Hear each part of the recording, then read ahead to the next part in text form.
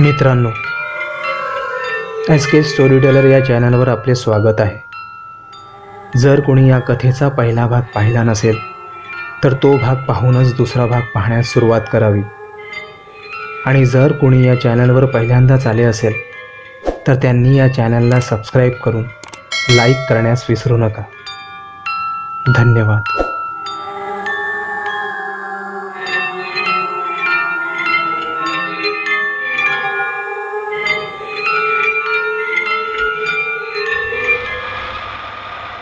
एखाद्या विजेच्या उघड्या तारेला हातात घेतल्यावर शरीरातून जशा झिंझिण्या येतात तसाच काहीसा अनुभव रेखाला आला. तिच्या सर्वांगातून तीव्र भीतीची सणक दौडू लागली. श्वास फुलला. धडधड एवढी वाढली की हृदय छाती फुटून बाहेर येईल की काय असंच वाटत होतं. तोंडातून शब्दही फुटत नव्हता. ती उलट्या पावलांनीच मागं सरकू लागली. गॅलरीच्या उंबरठ्याला टाच धडकली आणि तिचा तोल गेला. अर्धवट उघड्या दरवाज्यावर ती पाठमोरी आदळली आणि तिथंच मूर्छित झाली. धाडकन आवाज आला. अचानक झालेल्या आवाजाने मोरे काकू दचकून जाग्या झाल्या. रेखा बेडवर नाही हे त्यांच्या लक्षात आले आणि त्यांनी आपल्या आजूबाजूला बघण्यास सुरुवात केली. दरवाजात निपचित पडलेली रेखा त्यांना दिसली. तशा त्या रेखाकडे धावल्या. खांद्याला हलवून त्या तिला उठवू पाहत होत्या. आणि तेवढ्यात एक बर्फाळ हवेचा प्रचंड लोट दरवाज्यातून आत येऊन त्यांच्या अंगावर आदळला. ती हडड रेलिंगवरून गॅलरीत उतरली होती. तिच्या गुरगुरण्याने हवेत जणू स्पंदनं तयार होत होती. मोरे काकूंनी कान टवकारले. सावध होऊन त्या उभ्या राहिल्या. आपोआपच त्यांचा हात गळ्यातील रुद्राक्ष माळेवर गेला. तोंडातून हनुमान चालिसा बाहेर पडू लागली. मोरे काकूंची नजर गॅलरीतल्या त्या आकृतीवर खेळली होती. दोन्ही आघाड्यांवर त्यांना युद्ध करावे लागणार होते. एक समोर दिसणारं ते पिशाच्य आणि दुसरं म्हणजे मनात उठणारे भीतीचे वादळ. एव्हाना ती हडळ दात विचकत पुढे आली आणि रूममधील बल्बचा प्रकाश तिच्यावर पडला. छाया? मोरे काकू काहीशा किंचाळल्याच. ती हडळही काहीशी गप्प झाली आणि पुन्हा गुरगुरू लागली. तिचे लक्ष तिच्या शिकारीवर होते आणि ती फरफटत पावले टाकत रेखाकडे येऊ लागली. प्रसंगावधान राखत मोरे काकूंनी आपल्या गळ्यातील रुद्राक्षची माळ त्या पिशाच्च्याकडे भिरकावली आणि मोठमोठ्याने हनुमान चालिसा बोलू लागल्या.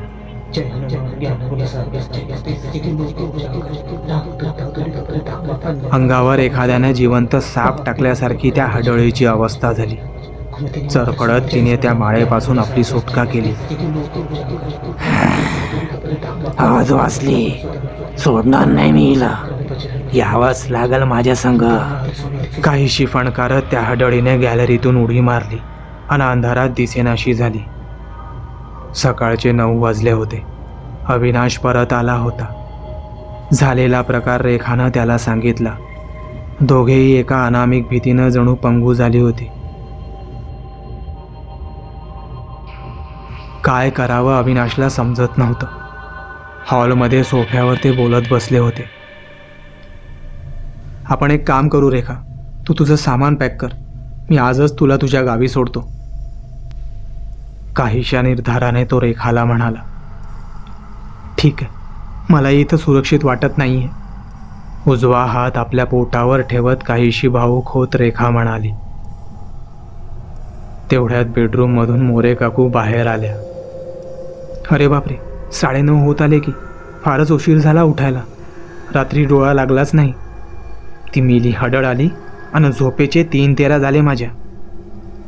चिडलेल्या स्वरात मोरे काकूंची सकाळ झाली होती. हाडळीचा विषयही त्या इतक्या सहज बोलल्या की जणू महाग झालेल्या भाज्यांचे भाव सांगत आहेत. अशाच आहेत मोरे काकू. थोड्याशा बडबड्या पण खमक्या मनाच्या. रेखाने मोरे काकूंना ती माहेरी जाणार असल्याचे सांगितले. काही उपयोग होणार नाही पोरी. ती छाया काय तुझा पिछा सोडणार नाही. तिनं हेरलंय तुला. जगाच्या पाठीवर कुठेही गेलीस तरी सुरक्षित नाही आहेस तू. त्यामुळे माहेरला जायचं डोक्यातून काढून टाक. कोण आहे ही बाई छाया? का आमच्या मागं अशी लागली आहे? आम्ही काय बिघडवलं कुणाचं? रेखा आता रडू लागली होती. अविनाश तिला धीर देत होता. अगं, ही छाया इथंच आपल्या अपार्टमेंटमध्येच भाड्यानं राहत होती. झाली असतील 6-7 वर्ष. तुम्ही नव्हता इथं राहत त्यावेळी. नवरा बायको आणि एक म्हातारी, असं छोटं कुटुंब.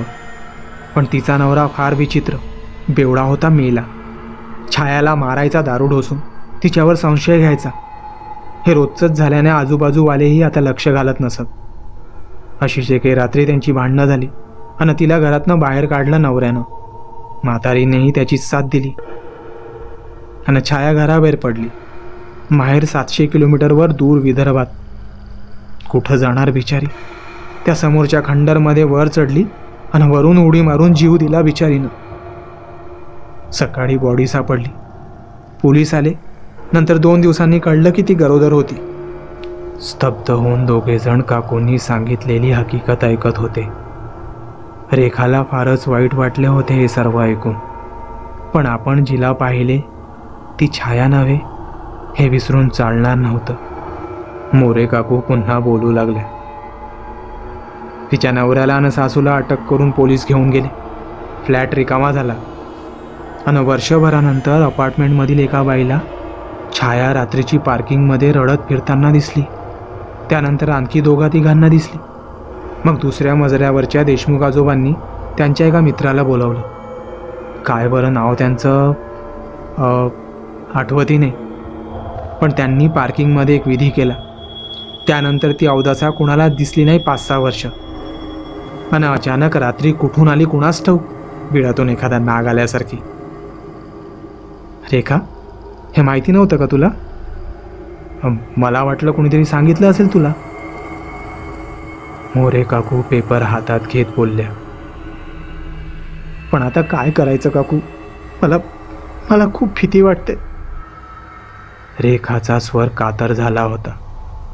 घाबरतेस कशाला ग पोरी? एकटी नाही आहेस तू. एवढं प्रेम करणारा नवरा आहे, आईवडील आहेत. अगं मी आहे. हे बघ धीर सोडू नको. पोटातल्या त्या कोवळ्या जीवाचा विचार कर. अगं आई होणार आहेस तू. त्याच्यासाठी तुला खंबीर बनावं लागेल. मी एक काम करते, आजच सोसायटीची मीटिंग बोलवते. सर्वांचाच जीव धोक्यात आहे. काहीतरी करावंच लागेल. काकूंच्या डोळ्यात निर्धार दिसत होता. सायंकाळचे 6 वाजत आले असतील. कम्युनिटी हॉलमध्ये बऱ्यापैकी लोक जमा झाले होते. मीटिंगला सुरुवात झाली. जमलेल्या सर्वांना घडलेला प्रसंग मोरे काकूंनी कथन केला. म्हणजे ती बया परत आली म्हणायची? काळजीच्या स्वरात देशमुख आजोबा म्हणाले. सगळी गर्दी कुजबुजू लागली. महिला वर्ग जास्त चिंतेत दिसत होता. मी काय म्हणतो मोरे वहिनी, नक्की ती छायाच होती हे कशावरून? कुणी माते फिरू महिलाही असेल. भीतीमुळं तुम्हाला ती छाया वाटली असेल. आपण पोलिसात तक्रार द्यायला हवी, साठे सर म्हणाले. त्यांचा या भूताकेतांवर अजिबात विश्वास नव्हता. हे बघा सर, मी घाबरले होते, पण झोपेत नव्हते. ती छायाच होती. देशमुख आजोबा, तुमच्या त्या मित्रांना विनंती करा. मागच्या वेळी त्यांनीच वाचवलं होतं आपल्याला. साठे सर, तुम्ही म्हणताय तर आपण रीतसर तक्रारही करू पोलिसात, पण सगळ्यांनी थोडी काळजी घ्या. चिंतेच्या स्वरात सेक्रेटरी गायकवाड म्हणाले. सगळ्यांना ते पटले. मीटिंग संपली. मोरे काकू घरी गेल्या आणि 5 मिनिटात रेखाकडे परत आले. ही हनुमान चालिसा घे आणि वाचन चालू कर. आणि ती रुद्राक्षाची माळ दिली आहे ना तुला, ती असू दे गळ्यात. आणि अविनाश, सुट्टी घे बाबा आठवड्याभराची. पोरीला क्षणभरी मोकळं सोडून चालणार नाही. आणि मी आहेच की शेजारी. गरज पडली तर हाक मार. 2-3 दिवसात संपलं पाहिजे हे सगळं. काकू आल्या पावली निघून गेल्या. रात्री अविनाश, रेखा, मोरे काकू आणि सेक्रेटरी देशमुखांकडे गेले. देशमुख आजोबांनी त्यांचा मित्र गुरुजींना फोन लावला आणि झालेला प्रकार सांगितला. गुरुजी मुंबईत नाहीत असं कळलं. ते नागपुरात होते आणि यायला 2-3 दिवस लागणार होते. तोपर्यंत त्यांनी रेखाला काळजी घ्यायला सांगितले होते. देशमुख आजोबांनी फोन ठेवला आणि ते आपल्या मित्राबद्दल सांगू लागले. गुरु नाव त्याचं. आता सगळे गुरुजी म्हणतात. ज्योतिष्य विद्येत पारंगत व्यक्तिमत्व, पण कर्मकांडांपासून दूर. कोणताही देखावा नाही. त्याने ऐन उमेदीची 14-15 वर्ष हिमालयात काढली, अघोरी साधूंच्या सानिध्यात. तिथं अघोरी विद्या शिकला. मग पुढील काही वर्ष वाराणसीत ज्योतिष्यशास्त्राचं शिक्षण. आज विदेशातल्या मोठमोठ्या विद्यापीठात बोलवतात त्याला मार्गदर्शनासाठी. देशमुख आजोबा मोठ्या अभिमानाने सांगत होते. आज बुधवार होता. गुरुजी शनिवारी येणार होते. पुढील 2 दिवस कसे काढायचे या विचाराने रेखाच्या अंगावर काटा आला. तक्रार झाल्याने दुसऱ्या दिवशी सकाळी पोलीस सोसायटीत आले. त्यांनी रेखा आणि मोरे काकूंचा जबाब नोंदवला. हे प्रकरण तडीत जाईपर्यंत 2 हवालदार रात्री पाळतीला असतील, असं सब इन्स्पेक्टर कांबळे म्हणाले. सर्वांनी त्यांचे आभार मानले. रात्रीचे जेवण झाल्यावर रेखा आणि अविनाश गॅलरीत उभे होते. अंधार चारही बाजूंनी पसरला होता. समोरचं ते खंडर शांत वाटत होतं. रस्त्यावर एक पोलीस जीप उभी होती. 2 व्यक्ती तिथं सिगारेट ओढत उभ्या दिसत होते. रेखाला थोडं हायसं वाटलं आणि ते दोघे झोपायला गेले. आता रात्रीचे 1 वाजून गेले होते. सब इन्स्पेक्टर कांबळे ड्युटी संपवून घरी चालले होते. अक्षरधाम सोसायटी त्यांच्या रस्त्यालाच पडत होती. त्यामुळे जाता जाता एक चक्कर मारावी या विचाराने ते हमरस्त्याला लागले आणि पोलीस जीप जवळ येऊन आपली गाडी थांबवली. काय चव्हाण, काय हालचाल? नो सर, माशा मारत बसलो आल्यापासून. अहो काही नसणार सर, भास झाला असेल त्या म्हातारीला. जीपमध्ये झोपलेल्या सोबतच्या हवालदार मानेंना जागं करत हवालदार चव्हाण म्हणाले. आता दोघंही हवालदार जीपमधून बाहेर आले होते. माने लघुशंकेसाठी आडोशाला गेले. कांबळेंनी एक सिगारेट चव्हाणांना दिली आणि एक स्वतः सिगारेट शिलगावली. तेवढ्यात हवालदार माने दबक्या पावलांनी झरझर चालत त्यांच्याजवळ आले. साहेब, काहीतरी हालचाल जाणवते आहे आत. खंडरकडे बोट दाखवत दबक्या आवाजात माने उद्गारले. कांबळेंनी कमरेचे रिव्हॉल्वर हातात घेत सावध पवित्रा घेतला आणि दोघांना जीपमधील बॅटऱ्या घेण्याची खूण केली. जपून पावले टाकत एखाद्या ब्लॅक कॅट कमांडोप्रमाणे 3 जण फाटकातून आत शिरले. कमरे एवढ्या वाढलेल्या गवताची सडसड जाणवत होती. ती बिल्डिंगच्या बाजूने येत होती. एका हातात रिव्हॉल्वर आणि दुसऱ्या हातात बॅटरी घेऊन कांबळे पुढे चालत होते. चौफेर बॅटरी मारत होते, पण काहीही दिसले नाही. आता आवाज बिल्डिंगच्या बाजूने वरवर सरकत असावा. कांबळेंनी बॅटरी वर करत बिल्डिंग तपासायला सुरुवात केली आणि लाल डोळे चमकले. ती हडळ पिल्लर आणि अर्धवट भिंतींना पकडून बिल्डिंग चढत होती. ती बॅटरीकडे बघून विचकट हसत होती, गुरगुरत होती. तिने एका हातात कुण्या बाईच्या डोक्याचे केस पकडले होते. ती बाई बेशुद्ध झाली असावी. तिचे शरीर हवेत हेलकावे खात होते. हे पाहून हवालदार माने आणि चव्हाणांना कापरं भरलं. कांबळेंना तर भोवळच आली. ते धपकन गवतात कोसळले. बॅटरी पडली. दोन्ही हवालदारांनी कांबळेंना कसंबसं बाहेर काढलं, जीपमध्ये टाकलं आणि सुसाट वेगानं ते निघून गेले. सकाळी घाबरतच हवालदार माने आणि चव्हाण परत आले, कारण इन्स्पेक्टर कांबळेंची कार रात्री तिथंच राहिली होती. कांबळेंना हॉस्पिटलमध्ये ॲडमिट करावं लागलं होतं. त्यांना सेक्रेटरी गायकवाड भेटले. हवालदार चव्हाणांनी रात्रीचा किस्सा गायकवाडांना सांगितला आणि शेवटी बोलले, अहो आमचं पोलीस खातं गुन्हेगाराला पकडू शकतं, पण हे म्हणजे जाऊ दे, नाव नको घ्यायला. कुण्या जाणकाराला आणा, परिस्थिती फार गंभीर आहे. आता गुरुजींशिवाय कोणताही पर्याय उरला नाही, गायकवाड स्वतःशीच म्हणाले. शनिवारचा दिवस उजाडला. मागील 2-3 दिवस रेखा आणि अविनाशने कसे काढले त्यांचं त्यांनाच माहीत. ते रात्रीचे नीट झोपलेही नव्हते. अविनाश रेखाच्या काळजीने खचल्यासारखा वाटत होता. खरं तर सर्व अपार्टमेंटच त्या भीतीच्या सावलीखाली 2 दिवस तग धरून उभं होतं. त्यात कालच खाडीवर एका बाईची डेड बॉडी मिळाली होती. नरडं फोडून मारलं होतं तिलाही. ती गरोदर होती. कांबळे आणि हवालदारांनी याच बाईला बघितले होते त्या रात्री हडळीच्या तावडीत. सगळं आता स्पष्ट होतं. कोणतंही रहस्य राहिलं नव्हतं. हडळच या हत्या करत होती. पोलीस आणि प्रशासनाने मात्र ही हकीकत कुठेही पेपरात येऊ दिली नव्हती. लोक घाबरू नये म्हणून हे पाऊल उचललं गेलं होतं. 10 वाजून गेले असतील. रेखा आणि अविनाश आजही उशिरा उठले होते. खरं तर रात्रभर ते झोपलेच नव्हते. पहाटे कुठं त्यांचा डोळा लागला होता आणि तेवढ्यात बेल वाजली. मोरे काकू आल्या होत्या. दरवाजा उघडताच त्या लगबगीने आत आल्या. त्यांचा चेहरा कमालीचा प्रसन्न दिसत होता. रेखाचा हात हातात घेऊन त्या उत्साहाने बोलल्या, अगं रेखा, गुरुजींनी स्वतःहून फोन केला होता देशमुख आजोबांना थोड्या वेळपूर्वी. आज येत आहेत ते. किती आनंद झाला म्हणून सांगू. मी तर साखरच ठेवली देवापाशी. आता गुरुजी आले म्हणजे सगळं कसं ठीक होईल. एका दमात काकू बोलल्या. त्यांना थोडी धापही लागली. चहा घेऊन काकू निघून गेल्या. पाठमोऱ्या काकूंकडे बघत रेखानं दार लावले. किती चांगले आहेत मोरे काकू. कसलं नातं नाही, फक्त ओळख. पण किती धीर दिला त्यांनी या अडचणीच्या वेळी. रेखा आणि अविनाशलाही आता थोडा धीर आला. गुरुजी दुपारी येणार होते. रेखा घड्याळात बघत होती. ते काटे पटकन फिरावे आणि एकदाची दुपार व्हावी असंच तिला वाटत होतं. दुपारचे 4 वाजत आले होते. फेसाळलेल्या कॉफीचा मग हातात घेऊन रेखा हॉलच्या खिडकीत उभी होती आणि एक आलिशान गाडी पार्किंगमध्ये दाखल झाल्याचे रेखाने पाहिले. ती गाडी अपार्टमेंटमधली नव्हतीच.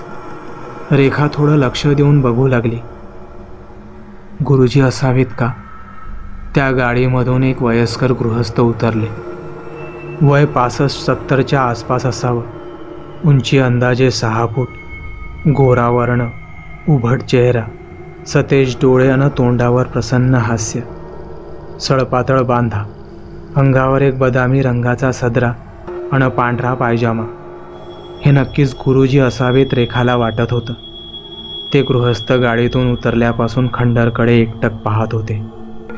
तेवढ्यात रेखाने पाहिलं. देशमुख आजोबा आले होते आणि त्यांनी गुरुजींना आलिंगन दिलं. रेखाने आनंदाने ओरडतच अविनाशला खिडकीत बोलावलं. सायंकाळचे 6 वाजले होते. गुरुजींना काही बोलायचं होतं. त्यामुळे सर्वांना कम्युनिटी हॉलमध्ये बोलवलं होतं. हॉल माणसांनी खचाखच भरला होता. गुरुजी काय सांगणार, काय करणार याची उत्सुकता सर्वांना लागली होती. औपचारिकता म्हणून त्यांना एक पुष्पगुच्छ देण्यात आलं. त्यांनी नम्रपणे ते स्वीकारलं आणि ते बोलायला उभे राहिले. गर्दीला आता कान फुटले होते.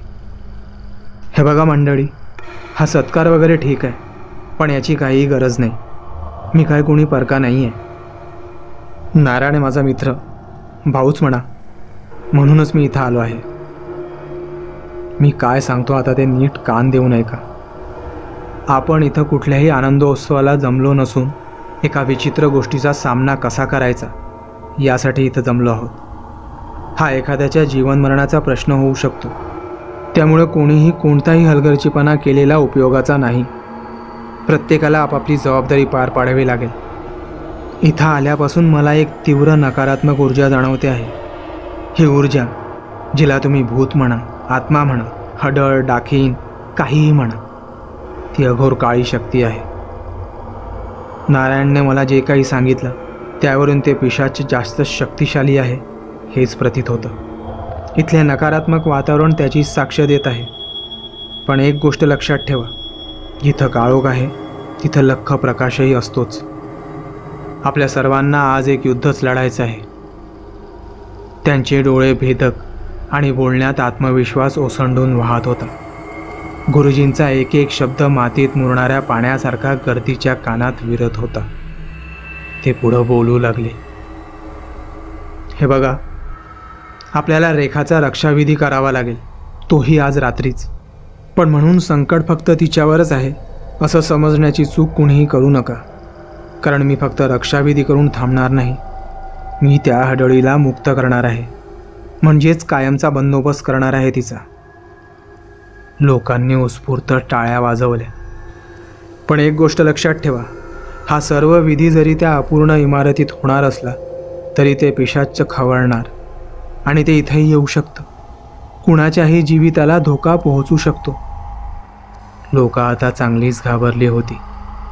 तेव्हा मी जे काही सांगतो त्याचं तंतोतंत पालन सर्वांनीच करावं लागेल, कारण तोच एकमेव उपाय आहे. आम्ही काही मोजके लोक रात्री 11 वाजेनंतर त्या इमारतीकडे जाऊ.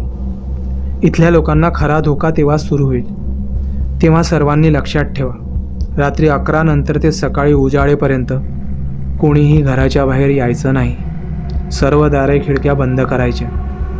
कुणीही खिडकीत गॅलरीत उभं राहायचं नाही, कारण ती हडळ जर तुम्हाला दिसली तर तुम्ही घाबरून जाल आणि तुमची भीती हेच त्या सैतानी शक्तीचं शस्त्र असतं. घरातल्या सर्व लोकांनी मुलाबाळांना घेऊन एकत्र झोपायचं आहे, वेगवेगळ्या खोलीत नाही, कारण रूप बदलून ती अघोरी शक्ती तुम्हाला चकवा देण्याचा प्रयत्नही करू शकते. शक्य असल्यास आज रात्री न झोपता आपल्या घरच्यांच्या रक्षणासाठी हनुमान चालिसा किंवा आपल्या श्रद्धेप्रमाणे पवित्र ग्रंथाचं वाचन करावं आणि आमच्या सुखरूप परत येण्यासाठी प्रार्थना करावी. असं म्हणून गुरुजी बसले. काही वेळ कुणीच कुणाशी बोलत नव्हतं. हॉलमध्ये स्मशान शांतता पसरली. तेवढ्यात गुरुजी उठून म्हणाले, आणि हो, रेखा आणि तिचा नवरा हे तर माझ्यासोबत असतीलच, पण मला आणखी 3-4 निडर तरुण हवे आहेत रात्री. त्या क्षणी मोरे काकू उठून उभ्या राहिल्या. गुरुजी, मी सोबत येईन रेखाच्या. पोरीची काळजी घ्यायला कुणीतरी बाई माणूस हवा ना. गुरुजींनी मान डोलावली. काकूंच्या धाडसाने आणखी 4 तरुणांनीही यायची तयारी दर्शवली. 7 वाजत आले होते. सगळे आपल्या घरी निघून गेले. गुरुजी मात्र त्यांच्यासोबत आलेल्या एका शिष्याला आणि त्या 4 तरुणांना घेऊन त्या खंडरकडे निघाले. त्यांच्यासोबत सामानाची एक मोठी पिशवी होती. त्यांना रात्रीच्या विधीची तयारी करायची होती. रात्रीचे 11 वाजून गेले होते. मोरे काकू रेखाला बोलवायला आल्या. ती वेळ आता आली होती. रेखाच्या मनात भीतीचं काहूर माजलं होतं. तिच्या चेहऱ्यावर भीती स्पष्ट दिसत होती. मोरे काकू काहीशा रागाने म्हणाल्या, रेखा, गुरुजींनी काय सांगितलं ऐकलं नाहीस? अगं, आई होणार आहेस तू. वाचवायचं आहे ना बाळाला, मग अशी भेदरली का आहेस? अगं, लेकरासाठी वाघाला फाडून खाईल ती आई. हे बघ, सगळं काही नीट होईल. देवावर विश्वास ठेव. त्या शब्दांनी जणू रेखाला 10 हत्तीचं बळ आलं. या एका रात्रीत जर माझ्या बाळाचं भवितव्य ठरणार असेल तर मी ते चांगलंच व्हावं यासाठी काहीही करायला तयार आहे. रेखानं स्वतःशीच ठरवलं. ते तिघे खाली आले. गुरुजी, त्यांचा शिष्य आणि 4 तरुण त्यांचीच वाट पाहत होते. ते सर्वजण आता खंडरच्या दिशेने चालू लागले. कंपाऊंडच्या फाटकातून ते आत शिरले. हातातल्या टॉर्चचा प्रकाश अंधाराला खचकन कापत इकडे तिकडे धावत होता. कमरे एवढं ते गवत सळसळ करत होतं. कधी काळी रचलेल्या त्या सिमेंटच्या पोत्यांच्या पायऱ्यावरून ते वर चढले. ते आता ग्राउंड फ्लोअरच्या त्या भकास जागेवर उभे होते. आजूबाजूच्या कोपऱ्यातल्या काही भिंती अर्धवट बांधलेल्या होत्या. त्या फ्लोअरच्या मध्यभागाची चांगली 20-1 चौरस मीटर जागा रिकामी होती. ती मगाशी गुरुजींनी झाडून साफ करून घेतली असावी. त्या जागेत मध्यभागी एक 50-1 फूट व्यासाचे वर्तुळ तयार केले होते. ते ओल्या वाळूने आखले असावे. वर्तुळाच्या केंद्रस्थानी षटकोनी विटा रचून एक होम केला होता. त्याभोवती रांगोळीनं ओम आणि स्वास्तिक काढलं होतं. त्यावर कुंकू पसरले होते. बाजूला छोट्या छोट्या कागदांवर जवस, पांढरे तीळ, भिजवलेले तांदूळ असं काही बाई ठेवलं होतं. एका पक्षाचं पंखही तिथं होतं.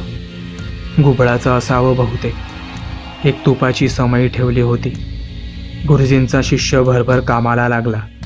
त्याने प्रथम समई प्रज्वलित केली. नंतर धूप पेटवून तो होम सुरू करू लागला. गुरुजी बोलू लागले, हे पहा, आपण आता विधीला सुरुवात करत आहोत. कुणीही या वाळूच्या वर्तुळाबाहेर जायचं नाही. कसलाही आवाज आला, काहीही दिसलं, लक्ष द्यायचं नाही. मी इथं असताना ती हडळ तुमचं काहीही बिघडवू शकत नाही. पण तुमची भीती तिला बळ देईल तसं होऊ देऊ नका. हात जोडून देवाची प्रार्थना करा. सर्वांनी माना डोलवल्या आणि हात जोडून खाली बसले. गुरुजींनी रेखाला होमाच्या समोर बसायला सांगितले आणि त्यांनी मंत्रोच्चारण चालू केले. मंत्र उच्चारत असताना गुरुजींनी रेखाच्या हातात पाणी दिले आणि तिला ते पिण्याचा इशारा केला. गुरुजींच्या शब्दांचा वेग वाढत होता. तशी बाजूच्या गवतात सळसळ वाढत होती. आता स्पष्ट जाणवत होतं, काहीतरी होतं जे इमारतीभोवती वर्तुळाकार फिरत असावं. पण तो वेग मानवी नव्हताच. हडळ आली होती. गुरुजी आता एखाद्या ऋषीमुनीसारखे तल्लीन झाले होते आणि आता वर्तुळाभोवती दणादण पाय आपटल्याचा आवाज येऊ लागला. मोरे काकू आवाजाच्या दिशेने निरखत होत्या, पण काहीही दिसत नव्हतं. आता हडळ प्रकट झाली होती. तिला व्हावंच लागणार होतं, कारण गुरुजींनी संकटमोच हनुमान मंत्र उच्चारला होता आणि तो मंत्र पुन्हा पुन्हा म्हणत होते. हडळ पाय फरफटत विचकट हसत होती. त्यांच्या भोवती रिंगण घालत होती. मध्येच त्यांच्याकडे झेपावू पाहत होती, पण वाळूला स्पर्श करताच मागे हटत होती. गुरुजी मंत्रपठन करत कधी होमात तेल घालत होते, कधी अक्षदा, कधी आणखी काही. ती हडळ आता चवताळल्यासारखी दिसत होती. तिची गुरगुर वाढत होती. अचानक ती एका पिल्लरवर पालीसारखी चढली आणि एखाद्या घारीसारखी हवेत त्यांच्या डोक्यावरून घिरट्या घालू लागली. ते पाहून रेखाच्या काळजाचे ठोके वाढत होते, कारण हडळ तिच्याचकडे एकटक पाहत होती. गुरुजींच्या मंत्रांनी असर दाखवायला सुरुवात केली असावी. ती हडळ आता बेभान होऊ लागली होती. कोपऱ्यातील भिंतींना धडका देत तिने त्या भिंती पाळायला सुरुवात केली आणि तिचं ते रौद्ररूप बघून 4 तरुणांपैकी एक फारच घाबरला आणि ताडकन उठून सुसाट वेगाने फाटकाकडे पळाला. एखाद्या गरुडासारखी ती हडळ हवेतून त्याच्याकडे झेपावली. गवतातच तिनं त्याला गाठलं आणि एक किंकाळी ऐकू आली. हडळ ते प्रेत उचलून घेऊन आली आणि वर्तुळाबाहेर बसून त्याचं रक्त पिऊ लागली. रक्ताने माखलेल्या तोंडाने विचकट हसत बोलू लागली. तुम्ही बी असंच मरणार. कोणाला बी आज जिवंत ठेवत नाही म्या. आणि पुन्हा ती विचकट हसत होती. तिचं ते राक्षसी हास्य कानठळ्या बसवत होतं. आता गुरुजींनी हनुमान चालीसा म्हणायला सुरुवात केली आणि ते घोबडाचे पंख हातात घेऊन त्यावर पाणी शिंपडू लागले. ती हडळ चवताळून उठली, जणू तिचीही लाही लाही होत असावी. ती पुन्हा वाऱ्याच्या वेगानं वर्तुळाभोवती घिरट्या घालू लागली. अचानक ती घिरट्या घालत असताना रेखाच्या अपार्टमेंटकडे वळली. हवेत तरंगत ती अपार्टमेंटच्या भिंतीवर, खिडक्यांवर धडाधड आपटत असावी. खिडक्यांच्या काचेचे खळकन फुटल्याचे आवाज येत होते. हडळ आता बेभान झाली होती आणि ती खंडरकडे झेपावली. तडक ती वर्तुळात येऊन रेखाच्या मागे उभी राहिली. रेखाचा प्राण कंठाशी येऊन दाटला होता. हडळ गुरुजीकडे बघत दात विचकत होती. तिचे डोळे आता लाल भडक झाले होते. गुरुजी मात्र तिच्याकडे अजिबात लक्ष देत नव्हते. ते मंत्रोच्चारण करतच होते आणि अचानक त्यांनी पूजेचे पाणी त्या हडळीवर झिडकारले. अंगावर लावारस ओतल्याप्रमाणे ती विवळू लागली. वाळूचे ते वर्तुळ भेदल्याने तिची शक्ती कमी झाली असावी बहुतेक, आणि आता ती तिच्या हद्दीत नव्हती, गुरुजींच्या हद्दीत होती. गुरुजींनी क्षणाचाही विलंब न करता कागदातील लसणाची माळ तिच्या गळ्यात घातली आणि ती हडळ जमिनीवर पडून कणू लागली. गुरुजींनी ते घोबडाचं पंख हातात घेऊन मंत्र म्हणत ते होमाच्या आगीत धरून पेटवलं आणि ते एका फडक्यावर ठेवून जळू दिलं. त्याची राख हाताने चुरडत ते उठले आणि हडळीजवळ वाकून त्यांनी तिला त्या राखेचा मळवट भरला. हडळीने काळजाचा थरकाप उडवणारी किंकाळी दिली आणि कसायाने कापलेल्या बोकळासारखं ते धूळ धडपडू लागलं. त्या धडपडीने खालचं कॉन्क्रीटही हालू लागलं. पण गुरुजी मात्र स्तब्ध होते. कुणीही उठून बाहेर जाण्याचा प्रयत्न करू नका, असं त्यांनी बजावलं. आता ती धडधड ओसरली आणि एखादा बॉम्ब फुटावा तसा फटकन आवाज आला. ती हडळ वर्तुळाकार काळा गोळा बनून फुटली होती आणि एक काळ्या धुराचा लोट थेट आकाशाकडे झेपावला. हडळ नाहीशी झाली होती. गुरुजींनी तिला मुक्ती दिली होती. वातावरणात आता हलकेपणा जाणवत होता. वारा आता शांत झाला होता. रेखाने डोळे पुसत गुरुजींचे पाय धरले आणि अविनाशला मिठी मारून ती ओक्साबोक्षी रडू लागली. पण त्या रडण्यातही आनंद होता. रात्रीचे 3 वाजून गेले होते. मेलेल्या त्या तरुणाचे पार्थिव घेऊन सर्वजण सोसायटीकडे वळले.